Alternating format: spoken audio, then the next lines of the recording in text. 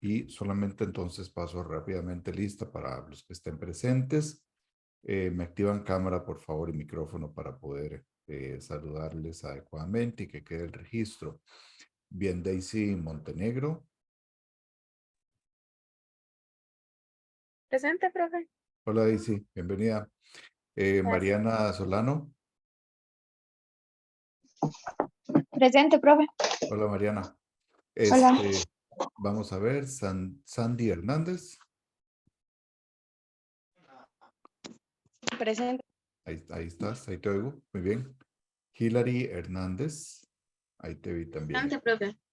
Muy bien. Yasmín Carballo.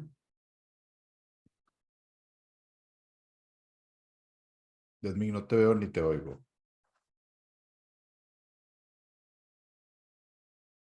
Bueno, si no, ahorita volvemos contigo. Seguramente algún problemita tendrás ahí de conexión. Jennifer Duarte.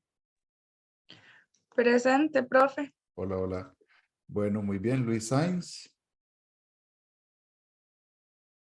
Presente, profe. Perfecto, Luis. Saludos. Vamos con Carlos Centeno. Ahí está Carlos. Siempre lo veo pequeñito, Presente. Carlos. Ok, Carlos, bienvenido. Vamos con, déjeme ver que se me perdió aquí, Cristina Marín. Presente, profe. Hola, Cristina, bienvenida también. Gracias. Vamos con Kendry Chavarría. Presente, profe. Hola. Bueno, muy bien. Yerlani Rivera.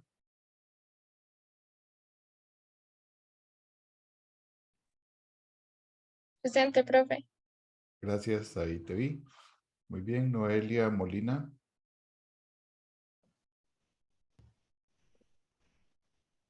Presente, profe. Gracias. Nayeli Jiménez. Presente, profe. Ahí estás, bienvenida. Vamos a ver, Kevin Morales. Presente, profe. Gracias, Kevin. Vane no tengo ahí tu apellido, pero bueno, es Vane.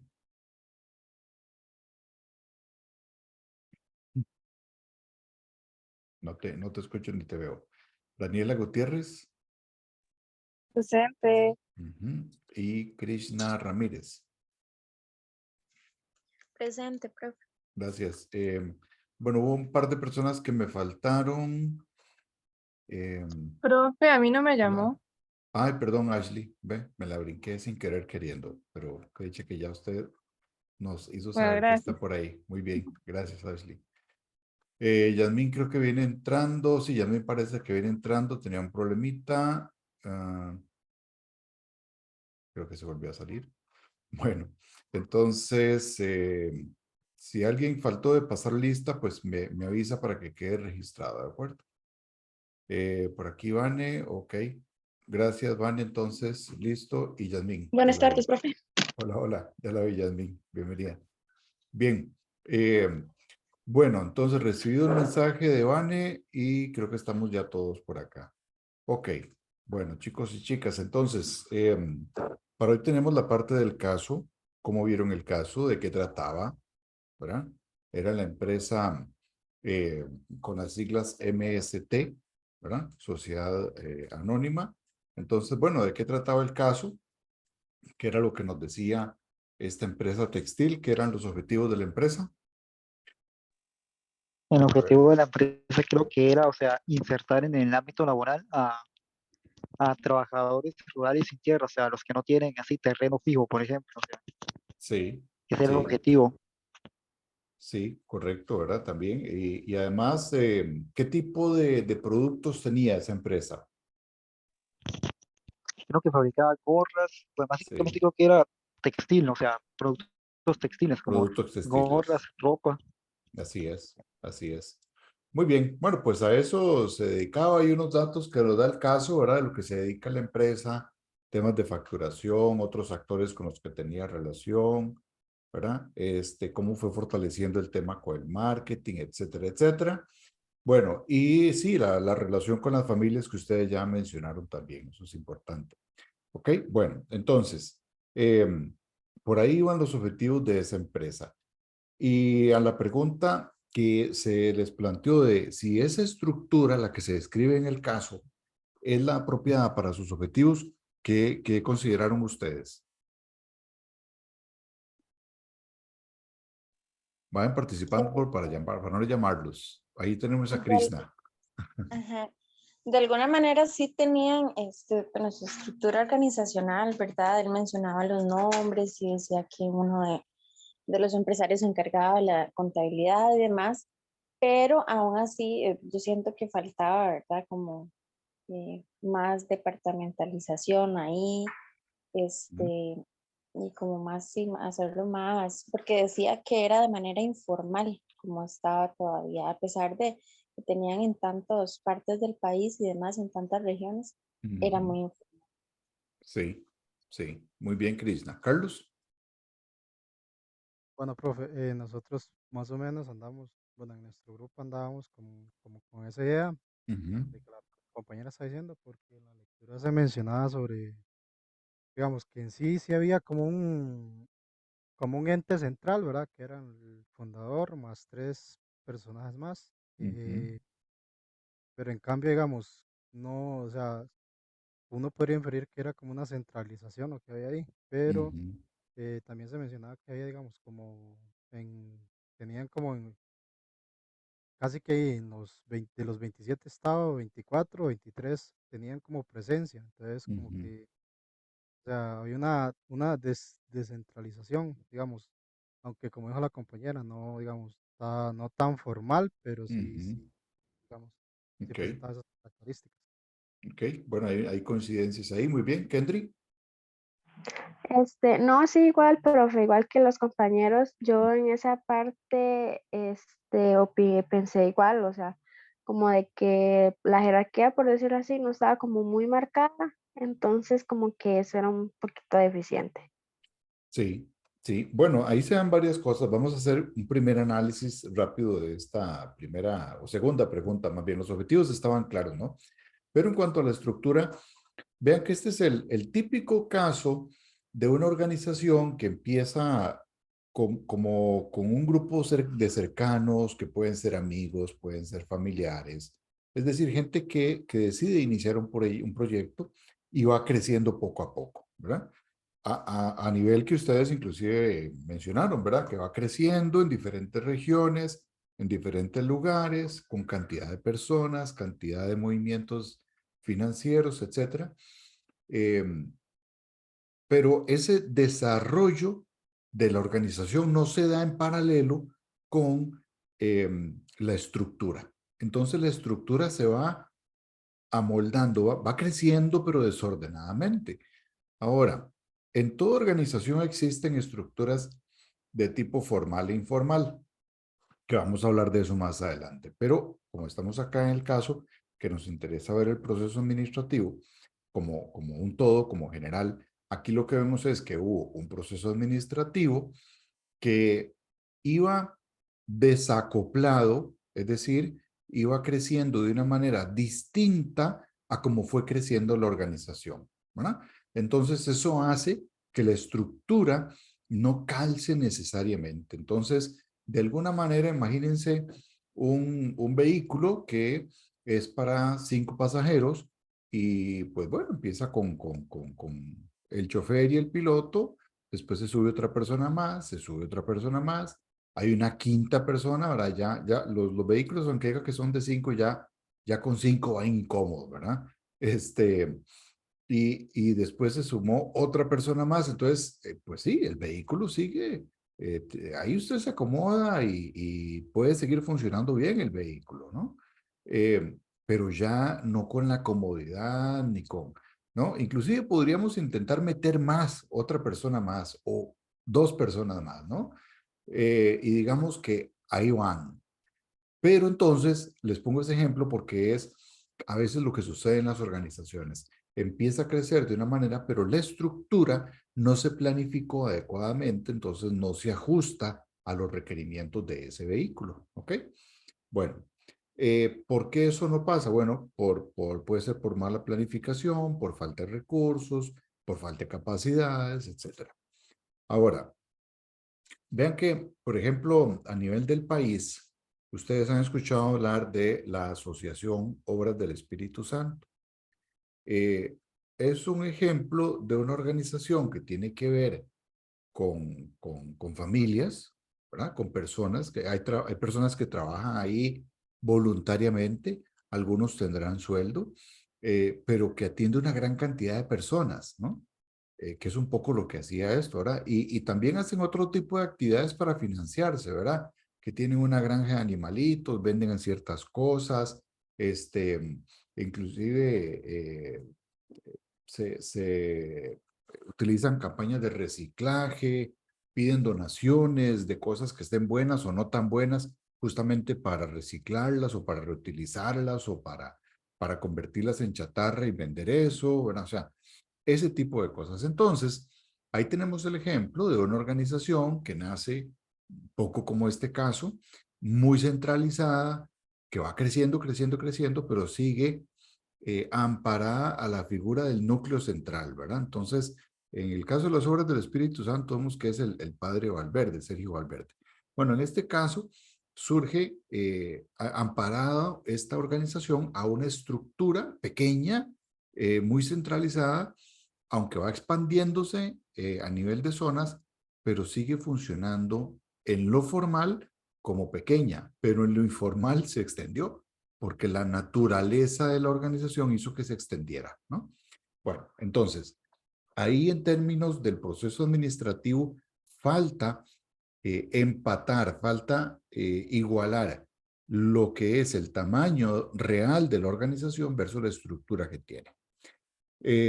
Vamos a la tercera pregunta. ¿Qué características de la estructura son específicas de esta empresa, la del caso, y cuáles podría aprovechar cualquier organización? Quedémonos con esa idea. ¿Qué características tiene esta organización, la del caso, que podría servirnos para otra empresa, para otra organización? ¿Qué vieron en ese sentido?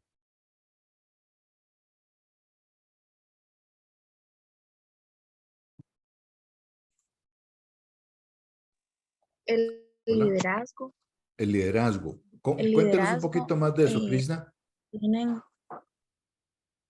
Cuéntenos un poquito más de ese liderazgo. ellos se ¿Por qué? mantienen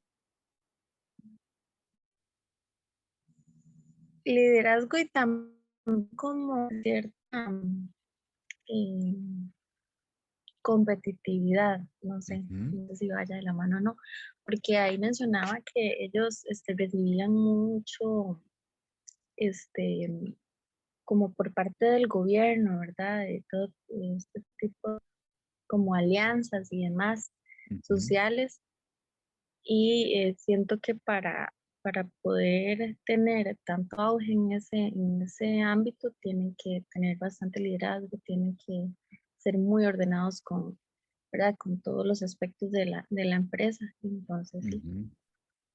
Ok, muy bien. Sí, de alguna manera eso es muy importante porque no es cualquier organización la que logra hacer ese tipo de alianzas o de apoyos, etcétera. Sí, eso le puede servir a cualquier organización. Es necesario en cualquier organización. Ok, gracias. ¿Alguna otra idea, Creo que Noelia? con eso que dijo la compañera es como un tipo de estrategia también de la empresa, porque también se hablaba de que iba a abrir como una universidad, algo así era que se hablaba en el tema. Ujú, Entonces como que iba agarrando de diferentes ramas como para salir más a flote, más sí. conocida, por lo tanto produciría más y tendría más ventas y todo. Entonces siento Claro. que por esa parte la organización y las estrategias de la empresa estaban como buenas para mi criterio. Ujú. ¿Y te parece, Noelia, que entonces habría potencial para esta empresa para expandir no solo sus ventas actuales, sino también de nuevos productos, nuevas opciones? Sí, correcto. Ujú, Siento que sí, porque al tener más personas de diferentes o que busquen diferentes opciones en el mercado, asimismo ellos pueden expandir sus productos en diferentes puntos. ok. Vale, ¿usted piensa lo mismo que Noelia? Cuénteme. ¿Por qué?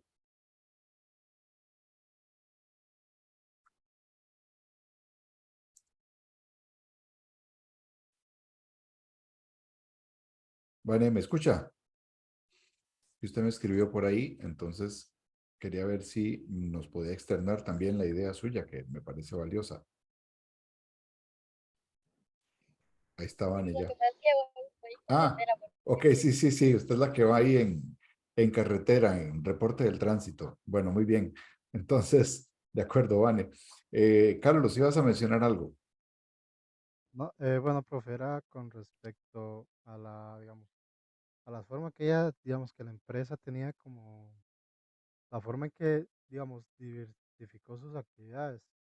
Que, Ujú, o sea, empezó como una lucha, vamos a llamarla una lucha obrera, luego terminando, digamos, hasta tener como una agencia, un periódico, ¿verdad? Y ujú, un- casi que su propia agencia de publicidad, como la revista, ujú, la forma en que captan digamos, las ayudas o no ayudas, sino como las aportaciones de digamos, ya sea de los integrantes o de organizaciones no gubernamentales. Y ujú. hasta terminando, digamos, en lo que era lo del turismo, creo que se mencionaba algo de eso. Es una, digamos, como que no sé si esa interconexión que hicieron entre tantas actividades les ayudó como para, digamos, mantenerse vigente, digamos, hasta el día de hoy, o si es que siguen, y, que son algunas de las cosas que, digamos, que cualquier otra organización podría, digamos, como estudiar y sacar algunos, algunos provechos. Claro. Sí, eso está muy bien, porque al final de cuentas, vean que esa posibilidad de diversificación también hay que planificarla, ¿verdad? No es que se hace, digamos que esporádicamente. En algunos casos hay accidentes y terminan bien, pero lo ideal es que no resulte por algo accidental, sino por algo planificado, ¿no? Que pueda extenderse la diversidad de productos o servicios de una empresa, pero por algo planificado, por un crecimiento pensado, ¿sí? Bueno, muy bien. La cuarta pregunta es, ¿cuál debería ser entonces la estructura organizacional de MST según estos parámetros que estamos viendo, ¿no? De una empresa que va creciendo, que tiene una informalidad, que se va expandiendo, que va alcanzando otras zonas, que va ampliando productos, nuevos retos. ¿Cuál debería ser la estructura según lo que ustedes han visto hasta el momento? ¿Qué plantearon?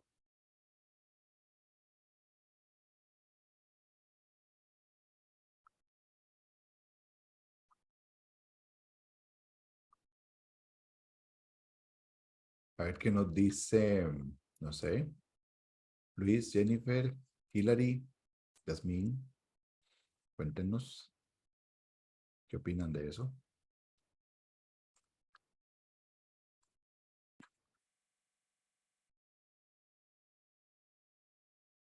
Daisy, Mariana. Bueno, yo opino que tendría que tener una organización divisional, Ok. para hacer más fácil el trabajo y dividirlo en distintas áreas. Ujú. Es una opción. Es una opción. La divisional es como para estructuras, eh, digamos, grandes, con mayor, digámoslo así, canales formales, con mayor cantidad también de burocracia, por así llamarlo de alguna manera. Eh, pero podría ser algo que se asemeje a lo divisional para poder complementar ese crecimiento de la organización con una estructura que le sea más llevadera para poder atender esa amplitud, esa expansión, ¿no? Sí, puede ser una de las alternativas. ¿Alguien planteó otra diferente? Esa está bien, pueden ser otras también, ¿no? Pero si nos las dicen, pues mejor para poder valorarlas adecuadamente.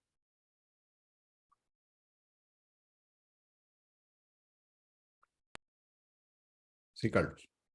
Profe, es que, bueno, no sé, pero a mí se me asemeja mucho con el caso que usted nos expuso de Jero, era, o no sé, algo así. Del caso de Jetro, Jetro, eso. sí, el bíblico, Eh, sí.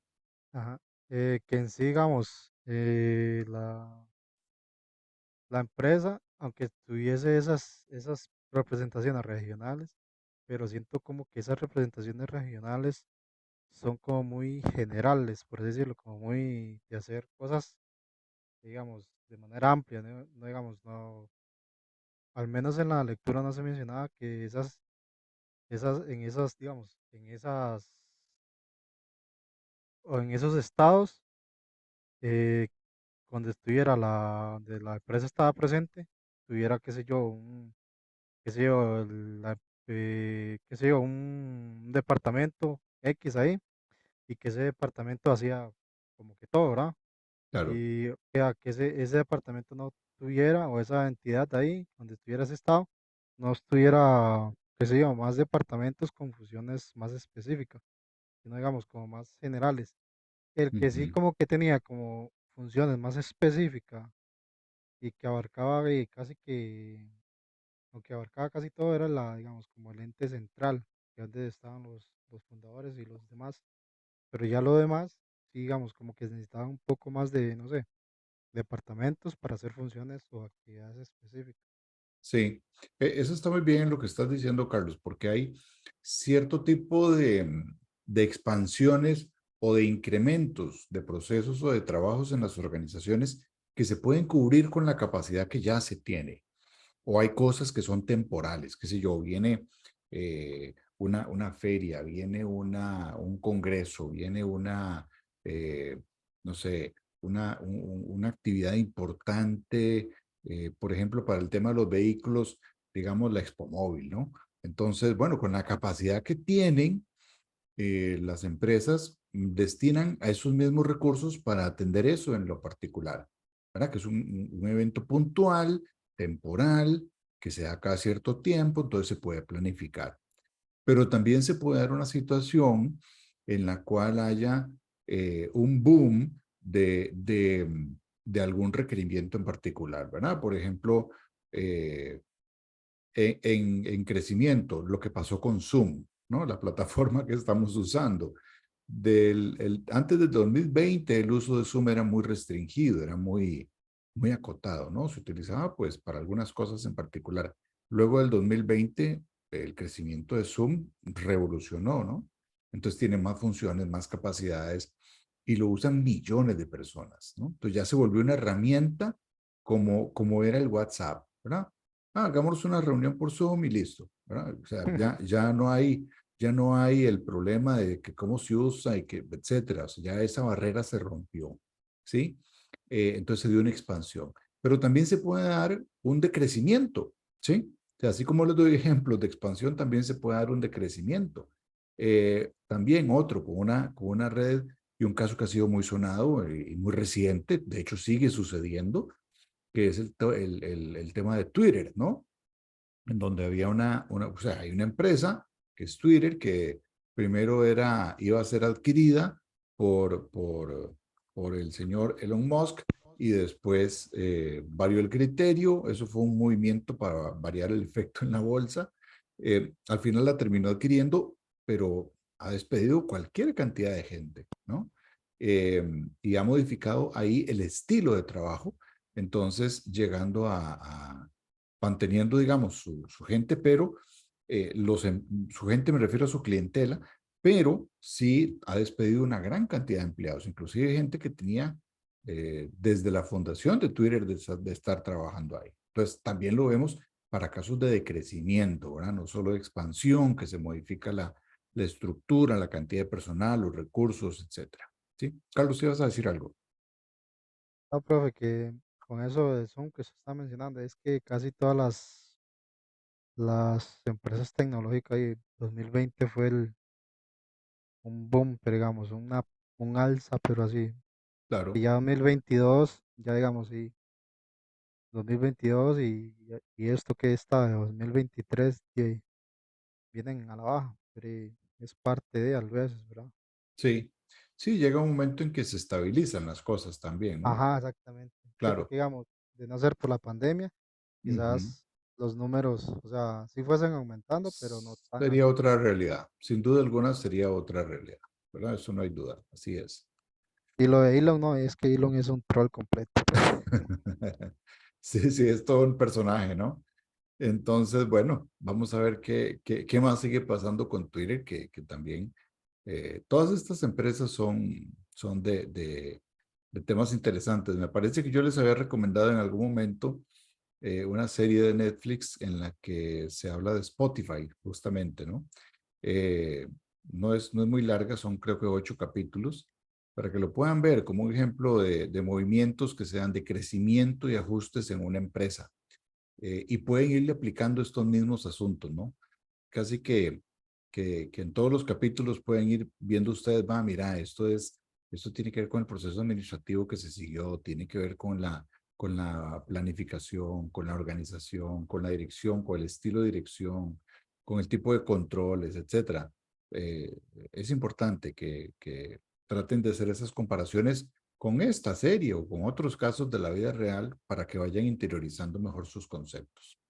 Bueno, y lo otro es, bueno, ¿qué pasa si se hubiera dado entonces una reforma que resolviera los problemas de la propiedad de la tierra y de la distribución de ingresos? ¿Qué pasaría con MST? Esa es una pregunta relacionada a un cambio en el entorno, ¿sí? Es un cambio normativo, un cambio legal que puede estar afectando o podría afectar a la empresa, ¿no? En algunos casos para bien, en otros para mal, pero en este caso, ¿qué hubiera pasado si se da una reforma que modifique, que resuelva los problemas en temas de posesión de tierra y de distribución de ingresos? ¿Qué hubiera pasado?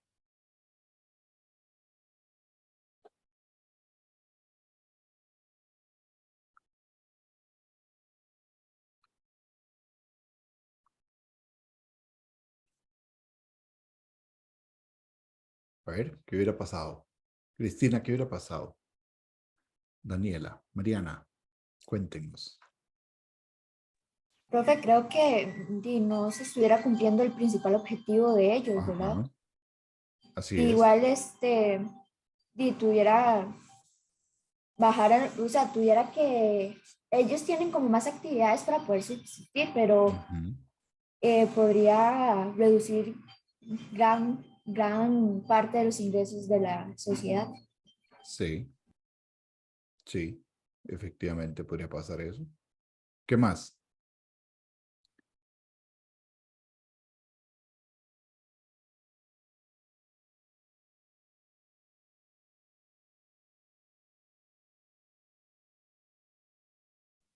Las personas no venderían las propiedades y no se irían para otros lugares, porque eso ya sería, Ujú. o sea, eso lo que está haciendo es como retroceder todo el proceso que ya había hecho la empresa, entonces creo que por ahí podría ser.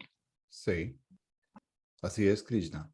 Bueno, ¿y alguien más con algún otro aporte para después hacer un comentario?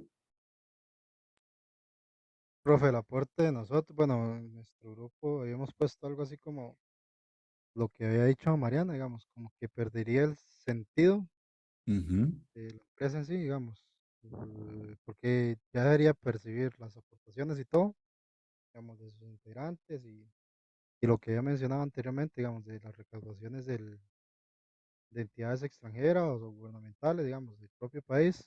ujú, Eh, y también, digamos, por otra parte, Mariana dijo algo sobre, digamos, sobre seguir sobreviviendo porque tendría como, digamos, por la diversificación de actividades, pero también no solo por esa diversificación, sino más bien por la experiencia adquirida en ellas. Entonces, como que, ujú, digamos, ya su objetivo, digamos, cambiaría de objetivo y más bien se centraría como en algo más, no social, sino como, digamos, como ujú. más capital, digamos, más de Sí, adquisición de recursos eh, económicos, digamos, pero ujú, del ámbito, perdón, ámbito privado. Digamos, sí, ya sus actividades tendrían que ver nada más no con algo social, sino con algo ya propio del mercado, digamos, de lo que elijan o no elijan las personas. ujú. Correcto. Sí, Vane también nos escribe, no podrían seguir como están porque ya no podrían cumplir con el manejo de estas por ser reguladas. Sí, es decir, estamos aquí ante un ejemplo, como les decía antes, de un cambio en el entorno a nivel normativo, a nivel legal, que también es a nivel económico, a nivel financiero, y que puede afectar el, el, el negocio central de una empresa, de una organización, ¿no? Eso sí, puede ser. Sucede a veces por motivos normativos, pero también sucede por desactualización, ¿verdad? O sea, le pasó mucho a las empresas fotográficas que no vieron venir el cambio de la fotografía digital y se quedaron solo con la fotografía tradicional de impresión en papel. Eh, pero bueno, lo digital vino a ser un cambio enorme también.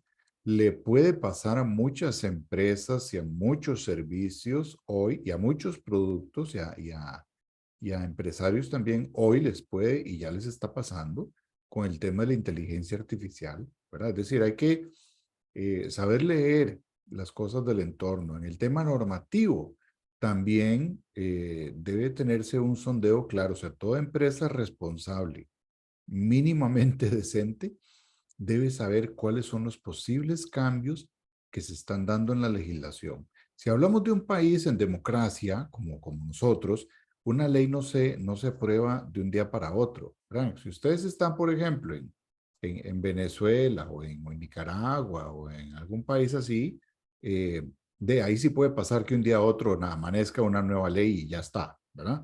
Pero en nuestro país y en los países democráticos, la creación de leyes lleva un proceso y además hay un proceso de consulta obligatorio.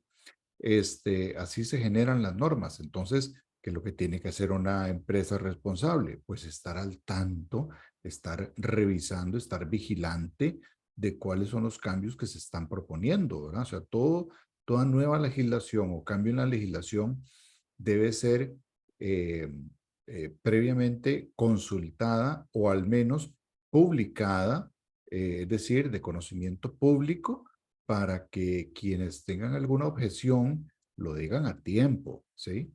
Entonces, bueno, para eso son justamente los controles que hay en una democracia. Y una empresa no puede quedarse fuera de esto, ¿verdad? O sea, una empresa no puede decir, no me importa lo que haga el gobierno. No es así. Pero una empresa tiene que estar atenta a qué hace el gobierno, qué pasa en la Asamblea Legislativa, porque sus cambios le pueden afectar a tal punto que le pueden robar o le pueden desaparecer su negocio, ¿no? Y tan sencillo porque vuelvan a alguna actividad, eh, como en este caso, que resuelven un problema que antes estaba a cargo de esta empresa y viceversa. Entonces, pues bueno, por ahí va el asunto en este caso, ¿no? Por lo demás, bueno, esto sería como el análisis que quería que hiciéramos en esta primer media hora de la clase para ver el tema del caso, ¿no? Bueno, y digamos, lo más importante era eso, que pudiéramos discutir un poquito acá en clase sobre eso.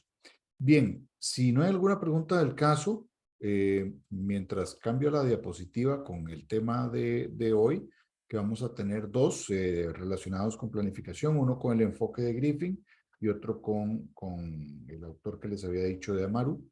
Entonces, vamos a hablar primero de Griffin. Como les digo, si no hay preguntas del caso, pasamos de una vez al tema de la presentación. ¿Okay? Déjenme nada más compartir pantalla. Y entonces, listo. Iniciamos. Bueno, entonces, jóvenes, el libro de Griffin, que ustedes vieron que tenían varios capítulos para esta semana. Entonces, bueno, la presentación es una guía, una ayuda, ¿no? Para resumir, digámoslo así, la lectura, pero las lecturas hay que hacerlas, ¿no? O sea, todo va a ser evaluado. Bueno, entonces, hablábamos justamente de eso en el caso, ¿verdad? Del entorno, ¿sí? Tema muy importante para cualquier organización, en donde ya vimos que en la planificación se vuelve muy importante la misión, cuáles son los propósitos, las premisas, valores, el rumbo. Y eso nutre todo lo que se da en 3 niveles. Antes por acá hay un comentario. Ok, perfecto, Michelle, tomo nota de su aviso. Muy bien. En cuanto a, a estos niveles que les digo, están la parte estratégica, la parte táctica y la parte operativa, ¿verdad? De mayor a menor, estrategia, táctica, operativa. Y ahí encontramos no solo los planes, ¿sí? Sino que también las metas. Metas estratégicas, tácticas y operativas, ¿ok? Y todo debe ir claramente relacionado, ¿ok? Bueno, entonces, eso nos lleva a que este tipo de planes, ¿verdad? Se hable en las organizaciones en términos generales, según lo que nos dice Griffin, de los planes estratégicos, ¿verdad? De los planes tácticos y también de los planes operativos, ¿ok? Para hacerlo gráficamente, hay un video por ahí que representa eh, la estrategia versus la táctica, ¿no? Y entonces sacan a dos jugadores, creo que no estaban jugando ajedrez, sino que estaban jugando lo que uno conoce como tablero, ¿verdad? Y usted ve que hay uno de los jugadores que parece que le va poniendo todas las fichas para que se las coma el otro. Y entonces el otro jugador, el que parece que va perdiendo, termina solo con una ficha y después hace una sola jugada al final, una sola al final la hace y con eso se termina de comer todo lo que el otro tenía en el tablero. Y entonces con una ficha le gana. Ok, entonces ahí ¿qué tenemos? Tenemos que había una estrategia general que era la que guiaba a ese jugador con una serie de tácticas, de movimientos tácticos, pero también operativos, ¿no? Entonces, el, el mover el saber que la estrategia era ganar y era ganar con una ficha, ¿sí? Hace que entonces planifique la jugada para que la jugada final sea la que le dé el gane. Pero para llegar a esa jugada final, tiene que haber una serie de tácticas, que son los movimientos particulares individuales de cada una de las fichas que ya tenía previamente.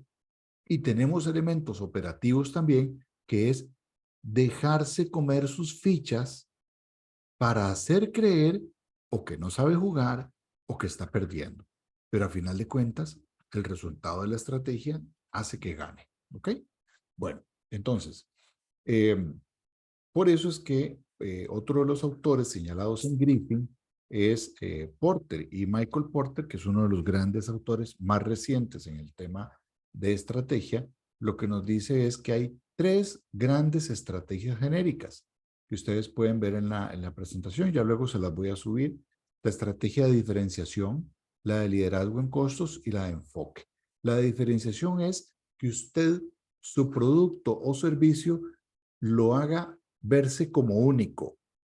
Puede que haya muchos que fabriquen vehículos, pero usted hace el suyo de tal manera que tiene una distinción que lo hace ser único, que lo hace ser apetecido porque es único, porque es un clásico, porque es un todoterreno supermodelo especial o porque es el mejor de los eléctricos, etc. Entonces, esa es una estrategia de diferenciación, pero también por liderazgo en costos, que es otra de las grandes estrategias. Y eso es que usted se vuelve un campeón de reducir costos. ¿Ok? Entonces, ese campeón de reducir costos ayuda a ser el líder justamente porque es el que tiene los menores costos posibles. Pero también tiene la estrategia de enfoque.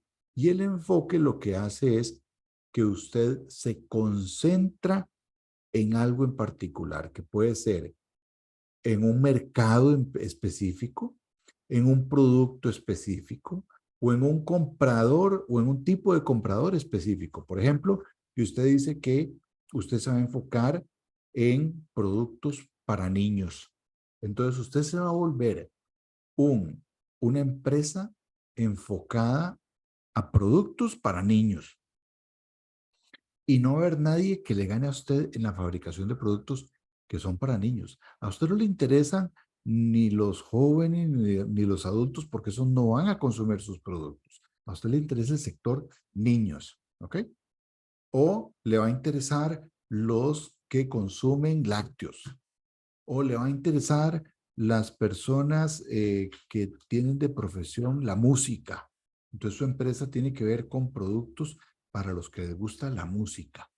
Y si se dan cuenta al final de todo esto, vean las empresas que hay en el mercado.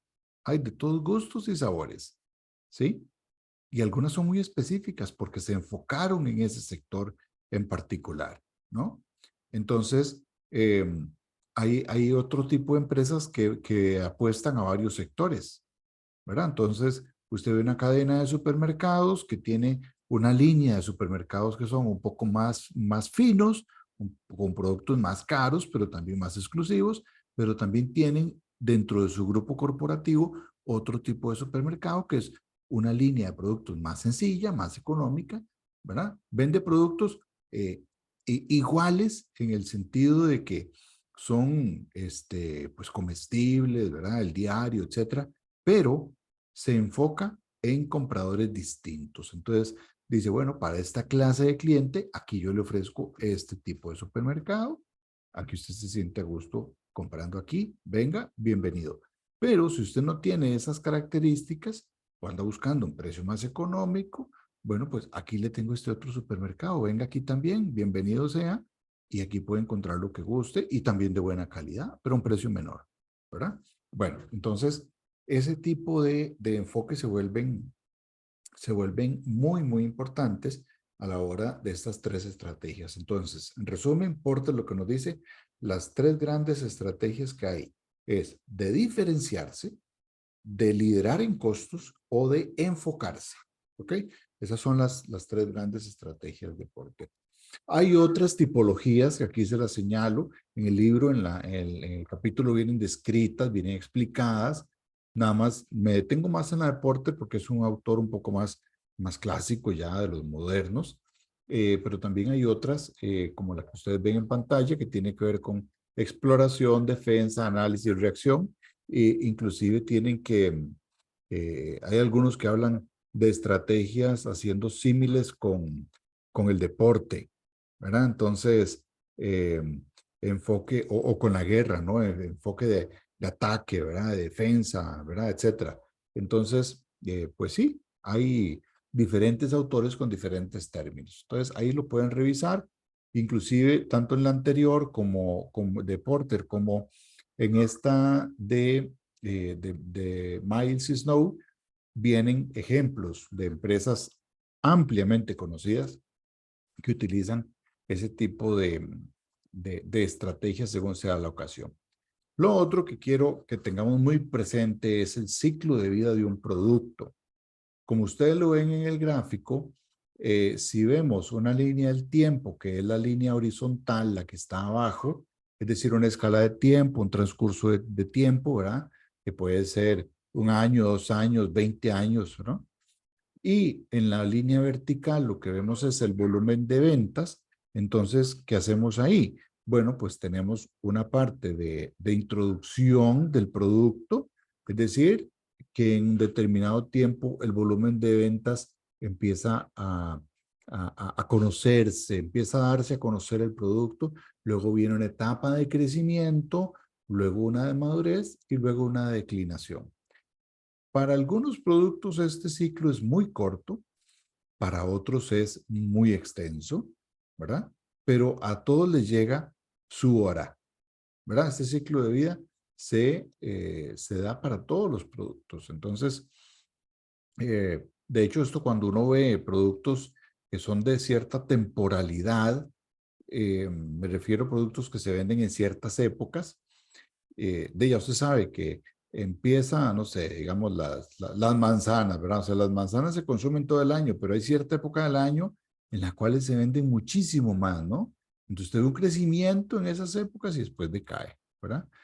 Pero también tenemos, esos son comportamientos temporales del producto en las ventas, pero también tenemos a nivel de las etapas, que en este caso hablamos de ellas, de un producto que, como dicen en los seres naturales, ¿verdad? Que uno veía en ciencias, nace, crece, se reproduce y se muere, ¿verdad? También hay productos así, como lo fue en su momento el teléfono de disco en las casas de línea fija, ¿no? Que ya ustedes seguramente ni lo conocieron. Eh, o cierto tipo de aparatos electrodomésticos que se usaban mucho y pues ya fueron desapareciendo. El ejemplo que les daba de las cámaras fotográficas, ¿no? De las cámaras de rollo, que ya ahora pues solo son piezas de museo, versus las de ahora, que son cámaras pues digitales, ¿no? Entonces, eh, nos pregunta si en el proceso de declinación o en la parte del ciclo de declinación es donde vienen las ofertas y la actualización de productos o innovación para mantener el producto, por lo menos intentar continuar con la marca o empresa. Sí, bueno, cuando hay productos que son de una época, de cierta época que son temporales, entonces usted ve que lo que le quedan son los saldos, ¿verdad? Eso se ve muchísimo en países que tienen, vamos a hablar primero de Costa Rica. ¿Cuándo se ve eso en Costa Rica? Cuando viene el cierre del año fiscal, ¿sí? Que es por ahí de septiembre, octubre. Por eso es que la mayoría de las empresas de lo que son los viernes negros, etcétera, etcétera, empiezan a hacerse en octubre y noviembre. ¿Por qué? Porque son los saldos que quedaron de las empresas, ¿verdad? Que con lo del cierre fiscal que quedó ahí, de que se cerraba en septiembre, octubre, ¿no? Entonces, los saldos, o sea, lo que quedó en bodega, pues hay que deshacerse de eso porque si ya no se vende, ya después es más difícil, ¿verdad? O ya pasó de moda, o llegó una línea nueva de productos, ¿verdad? Entonces pasa eso. Pero además, como les decía, en otros países es muchísimo más evidente. ¿Por qué? ¿Por qué? Y se ve en la ropa, se ve en la ropa, porque tienen 4 estaciones climáticas al año muy marcadas, ¿sí? Entonces tienen el invierno, la primavera, el verano, y el otoño. Y son climas muy distintos en temperaturas, en viento, en lluvia, en sol, ¿no? Son muy distintos. Entonces, usted ve que cuando ya viene la época de verano en esos países, pues todo lo que son los abrigos empiezan a venderse en promoción, pero a precios rebajadísimos. ¿Por qué? Porque en verano nadie los va a usar, ¿no? Entonces empiezan a venderlos. O sea, antes de quedarse con eso, como dicen, empantanado, guardado en los inventarios, quizá poniéndose malos, ¿verdad? O quitándoles espacio, que eso tiene un costo, pues deciden venderlo, ¿no? Entonces se vende para deshacerse de todo eso.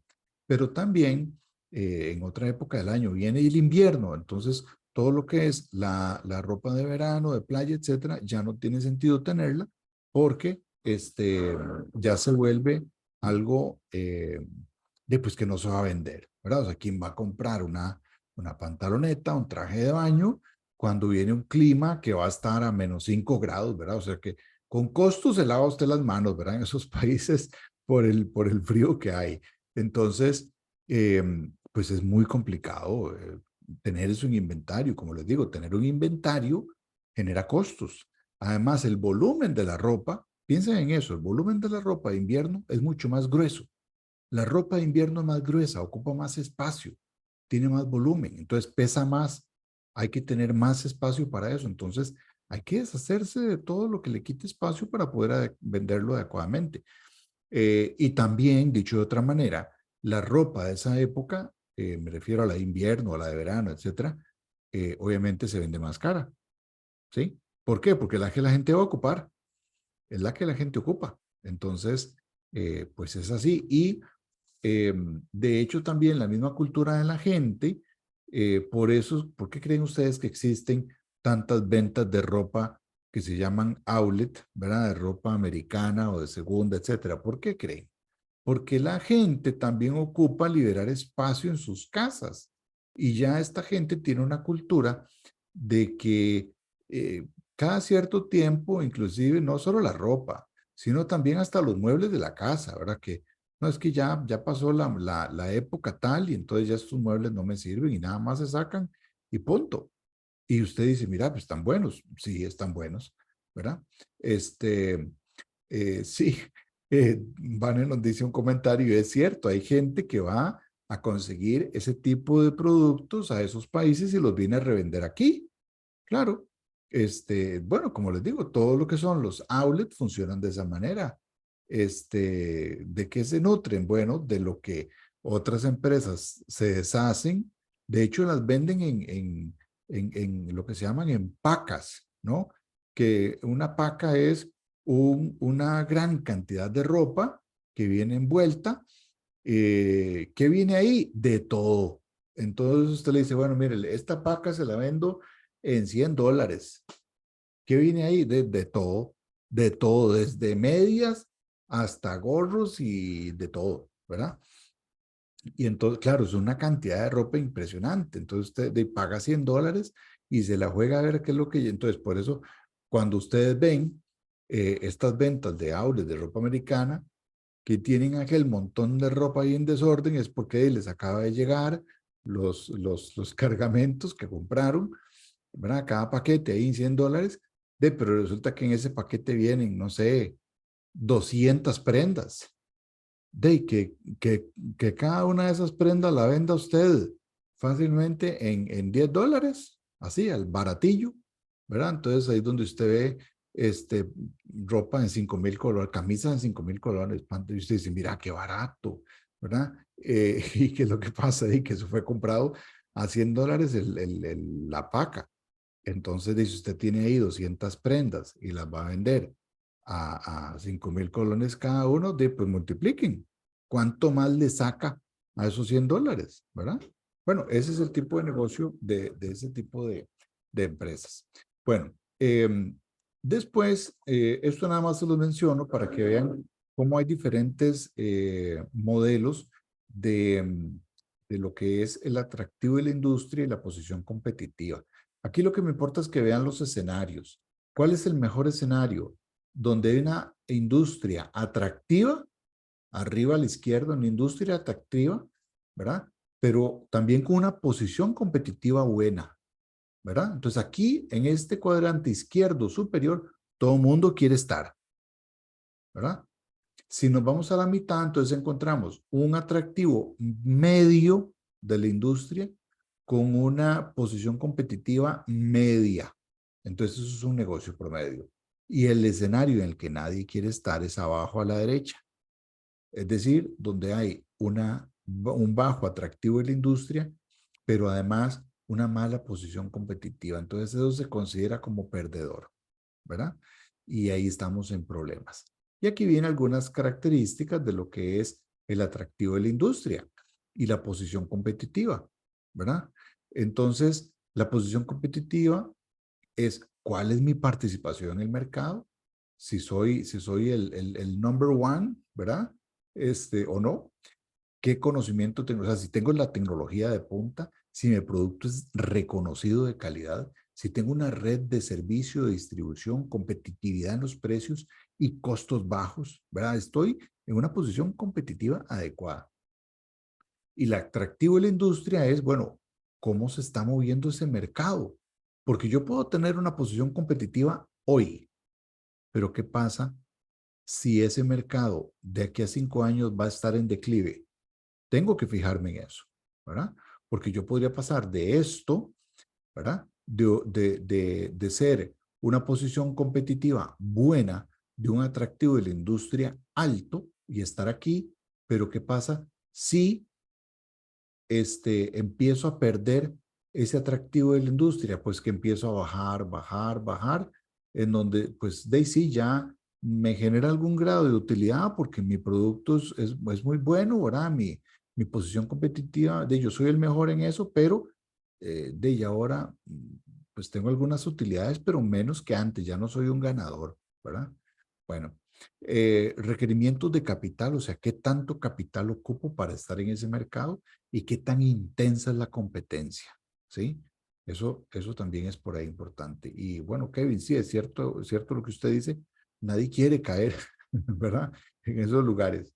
Bueno, esto es entonces con respecto a Griffin, en términos generales, el tema de planificación. Si hay alguna pregunta, pues me lo hacen saber. ¿verdad? Vamos a ir mostrando también la otra presentación que tiene que ver ya con la parte más operativa. Recuerden que hemos hablado de los 3 niveles, lo estratégico, lo táctico y lo operativo, ¿sí? Justamente por eso es que ahora vamos a centrarnos en la parte más operativa, que a esto nos hace referencia la lectura de Antonio Amaru. ¿Okay? Bueno, entonces, como les digo, si tienen preguntas me lo hacen saber. La planificación operativa, en concreto, lo que nos quiere decir es de esos elementos que ustedes ven ahí en azul, ¿verdad? ¿Qué elementos de control tenemos? ¿Cómo analizamos nuestros objetivos? ¿Cómo usamos nuestro tiempo? Los recursos en general y cómo evaluamos los riesgos. ¿Ok? Entonces, la planificación operativa tiene que ver con instrumentos de control, con objetivos, uso del tiempo, recursos y riesgos que tenemos. ¿Sí? Eso es, en términos generales, lo que nos menciona Amaru sobre planificación operativa. Entonces, en análisis de objetivos, ya ustedes saben que hay diferentes tipos de objetivos. ¿Qué es lo que nos interesa ver aquí?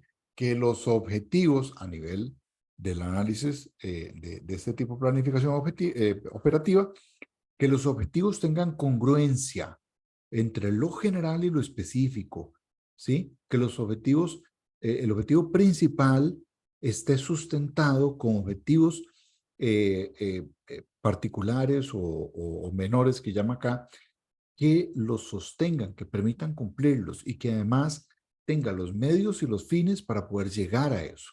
¿Ok? Eso es el análisis de objetivos.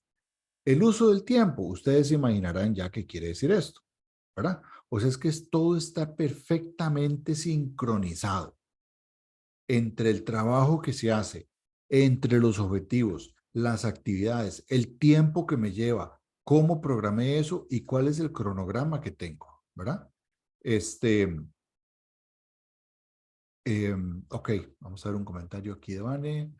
Ajá. Perfecto, perfecto. Con mucho gusto, Vane, con mucho gusto. Para eso estamos. Entonces, la planeación del tiempo tiene que ver eso, pues, en resumen, cómo organizamos nuestro tiempo para poder salir adelante con los objetivos. Y vean, esto no es menor. ¿Cómo organizamos? Vean que a todos nos pasa, ¿verdad? Ay, es que no tengo tiempo, es que no me alcanza el tiempo. Vean, y es cierto, o sea, el tiempo uno se lo come, ¿verdad? Entonces, y a veces el tiempo se nos va volando y a veces se hace eterno, ¿verdad? Depende de lo que estemos haciendo. Entonces, el tiempo, saber administrar el tiempo es clave en la vida en general, pero en la organización más porque el tiempo es oro, ¿verdad? Como dicen, el tiempo es muy valioso, el tiempo tiene un costo. Si yo estaba haciendo un proceso y me pidieron que lo que yo estaba haciendo lo hiciera negro con ribetes rojos y resulta que lo hice negro pero con ribetes azules, probablemente haya quedado muy bonito, pero no era lo que el cliente pedía. Entonces, ¿qué pasa? Tengo que volverlo a hacer. ¿Quién me repone esas horas que estuve haciendo eso? Nadie. No hablemos ni de los materiales, ¿verdad? Pero es que no es solo cambiarlo, es que es quitar lo que yo hice, deshacerme de lo que hice y volver a hacerlo otra vez. Entonces, eso es tiempo, ¿sí? Eso para ponerles un ejemplo así, sencillo, básico, ¿no? Pero entonces, vean cómo el tiempo tiene un costo muy importante y hay que saber medirlo, ¿sí? Vean que no es casualidad que, por ejemplo, algunos colegios profesionales tienen valorado el costo de sus profesionales por hora, es decir, que usted cobra por hora, por sus servicios, ¿verdad? Entonces, y de hecho se acostumbra en algunos tipos de consultorías donde uno dice, bueno, sí, esto con mucho gusto, pero lo que usted me está pidiendo, eso a mí me va a llevar por lo menos 4 horas, ¿verdad? ¿Usted quiere que yo esté en esa reunión? Bueno, sí, esa reunión nos tomará 2 horas, pues yo le cobraré las 2 horas, ¿verdad? ¿Cuánto cobra usted la hora? De 50,000 colones. Entonces, pues si son 2 horas, son 100,000 colones, ¿verdad? Vayan ustedes a ver cuánto cobra un profesional de la salud, por ejemplo, ¿sí? ¿Cuánto les cobra la consulta? Y no es de una hora a veces es de 20 minutos, ¿verdad? ¿Verdad? Entonces, ese tipo de cosas, el tiempo tiene un costo y es muy importante, ¿ok? Bueno, la evaluación de riesgos. Entonces, esto es vital porque no todas las empresas tienen cuantificados los riesgos. Es más, no los tienen identificados.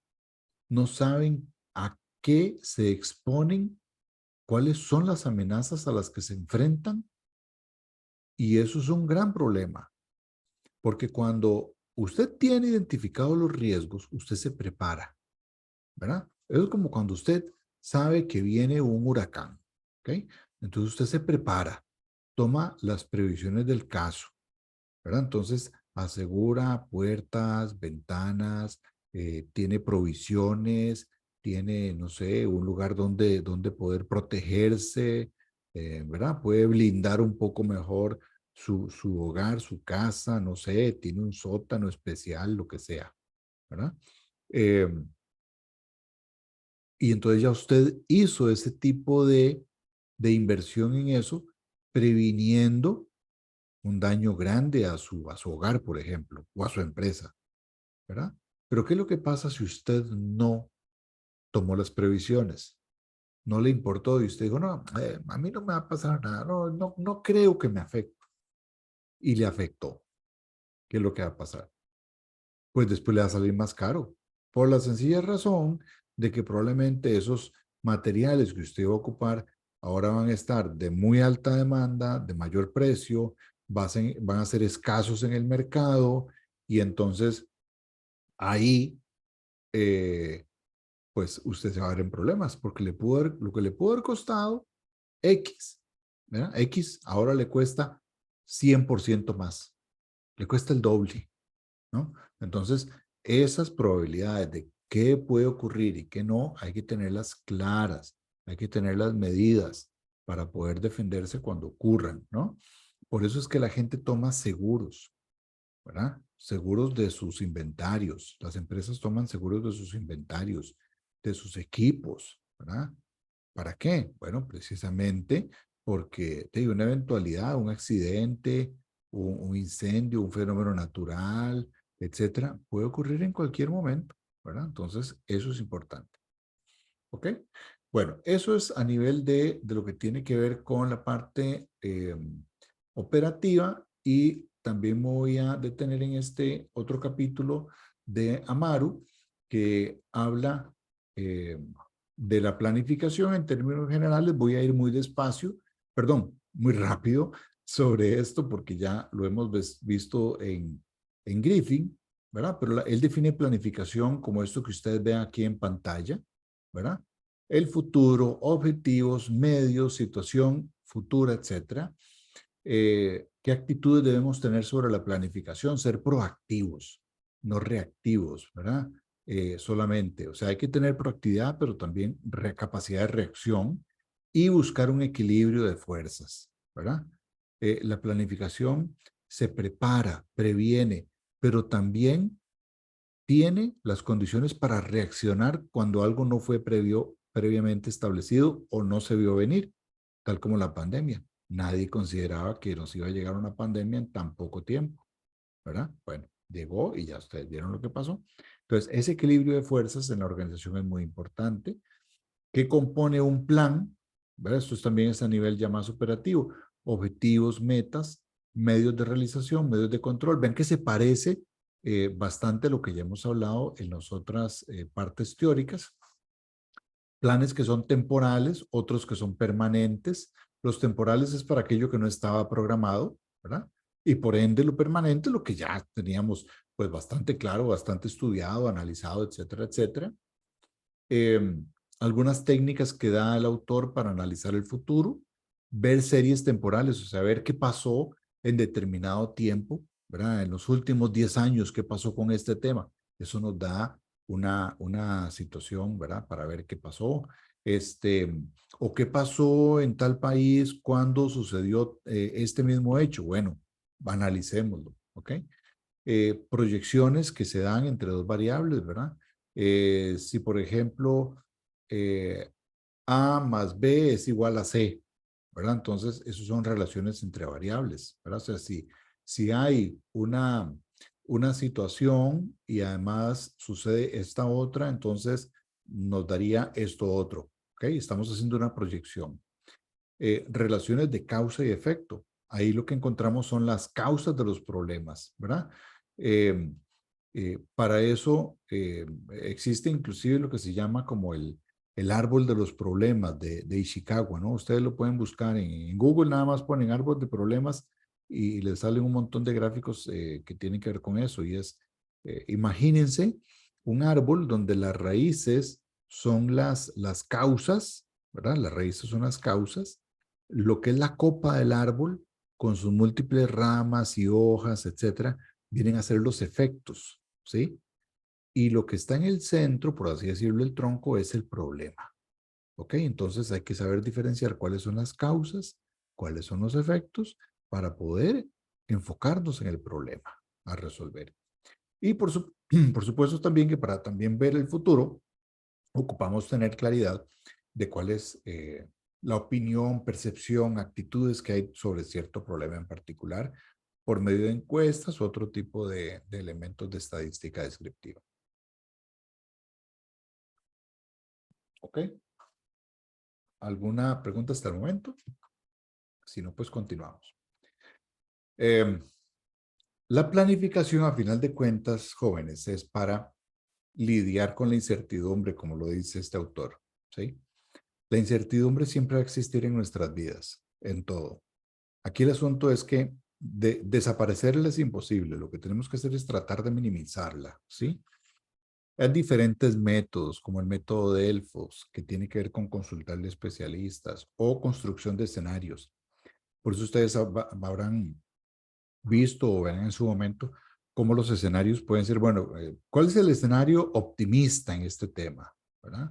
Pero también cuál es el escenario pesimista, ¿verdad? Entonces, ¿qué es lo mejor que podría pasarnos? ¿Qué es lo peor que podría pasar? ¿No? Entonces, son tipos de elementos que se pueden, que se pueden vislumbrar, que se pueden ver dependiendo de los escenarios que construyamos.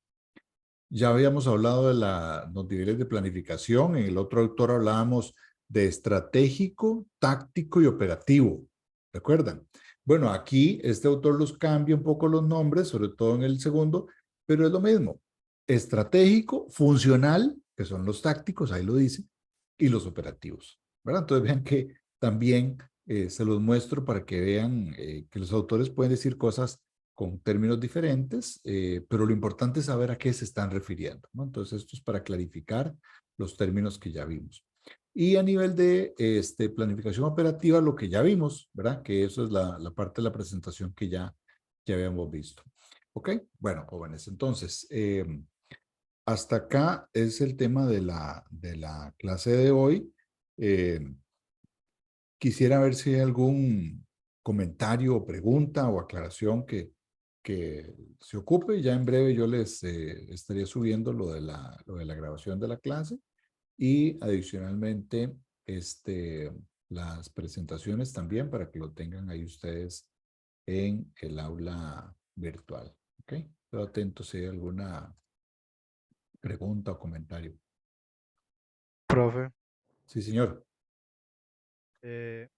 con respecto, bueno, digamos, a la clase, en sí es como todo, digamos, es como todo lo que engloba el proceso de planificación dentro de una empresa, todo lo que Sí, acabamos de ver, sí. tanto a nivel, digamos, general como a Estratégico nivel, y operativo. ok, ok, Así es. ok.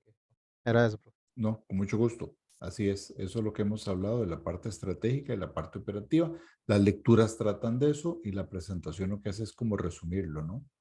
Eso me da pie tu pregunta para enfatizarles que el siguiente tema es la organización, que ahí donde vemos principalmente son temas de estructura y de diseño que se dan en una organización. Lo que vamos a ver de hoy en 8 es el último tema antes del primer examen parcial, ¿verdad? En que ya hemos visto toda la historia de la administración, conceptos, definiciones, entorno, pensamiento administrativo, proceso administrativo, planeación y organización, ¿verdad? Y todo esto entra para el examen parcial, ¿verdad?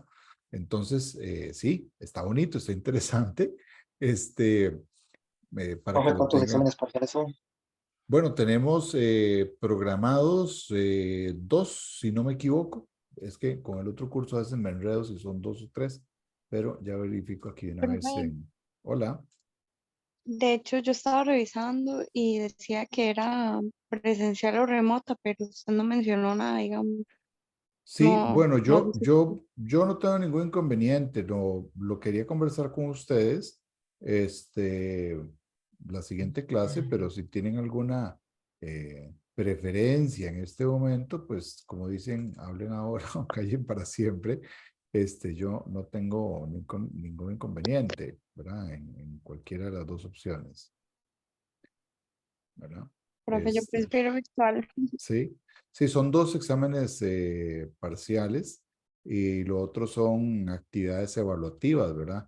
Y los trabajos grupales, pero vean que ya hemos hecho varias cosas. Yo diría que las partes evaluativas son casi que con entregarlas ustedes tienen ese puntaje, ¿verdad? Yo no voy a decir esto está malo, esto no, o sea, eh, claro, mientras sea un trabajo que uno dice, no, no, sí lo hicieron bien, ¿verdad? Puede que en alguna cosa conceptual estén equivocados, pero se hizo el esfuerzo, ¿verdad? Lo que sí suma ya puntaje importante son las pruebas parciales, ¿verdad? Porque ese es individual, vale 25% cada uno, como ya ustedes lo saben. Entonces, pues sí, hay que prepararse bien porque recuerden que esta materia de administración en algunos casos se puede convalidar para cursos de otras carreras y toda la cosa. Entonces, sí es importantísimo que ustedes manejen muy bien los conceptos que hemos visto a lo largo de todo el curso, la parte teórica, ¿verdad? La parte práctica. Entonces, sí es importante que manejen todo eso. Eh, digamos que yo no tengo inconveniente. Si alguien tiene inconveniente en que pudiera hacer virtual, me lo hace saber. Este, También, si alguien quiere preferiblemente hacerlo presencial, bueno, pero ahí sí tendríamos que estar de acuerdo todos, ¿verdad? Yo les doy esa facilidad, pero sí deberíamos estar de acuerdo todos. No se pueden hacer 2 modalidades, tiene que ser igual para todos, ¿verdad? ¿Ok? Eh, En el caso, por aquí nos preguntan, en el caso que sea virtual, yo por lo general lo habilito en el horario de la clase, ¿verdad? Lo habilito en el horario de la clase y queda abierto varias horas porque cuando es presencial, pues tiene que limitarse el horario de clase, ¿verdad? Eso no hay de otra, porque si no nos echan los conserjes nos echan. Pero en el caso de lo virtual, yo les puedo dar, dependiendo de la amplitud del examen, les puedo dar toda esa noche o inclusive a veces les doy hasta el mediodía del siguiente día, ¿verdad? Entonces, a cualquiera digamos, puedo dar esa opción, ¿verdad? No hay ningún inconveniente, ¿de acuerdo? O sea, yo lo puedo dejar en lo virtual, lo puedo dejar abierto un poco más de tiempo, porque yo comprendo que a veces hay problemitas de que la conexión, que se fue la luz, etcétera, etcétera, ¿no? Entonces, pues eso, ¿verdad? ¿Cuántas preguntas va a traer el examen, profe? Unas 3. Ah, no, no, no. En lo virtual, olvídense que serían 3. No. No, no van a ser 3. Tampoco van a ser 50, pero tampoco 3, ¿verdad? Ok, Bueno, y ni está modo. bien. Bueno, si les parece, quedamos virtual. Si alguien no está de acuerdo, pues me lo hace saber, pero de momento podríamos quedar que es virtual, que sería de hoy en 15, ¿verdad? De hoy en 8 6 clase.